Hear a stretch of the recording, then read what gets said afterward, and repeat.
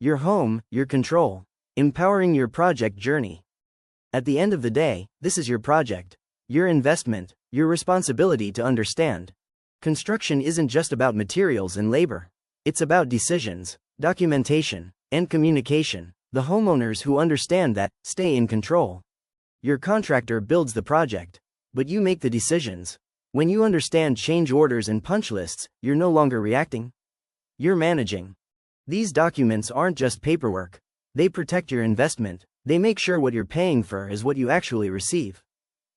Most construction disputes don't come from bad intentions. They come from unclear expectations. When everything is written and understood, conflict becomes rare. This doesn't just affect your current project. It affects resale, documentation, and future work on your property. A well-documented job holds long-term value. You don't need complicated systems to do this well.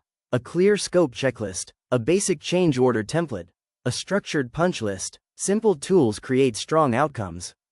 Control doesn't come from knowing everything. It comes from clarity.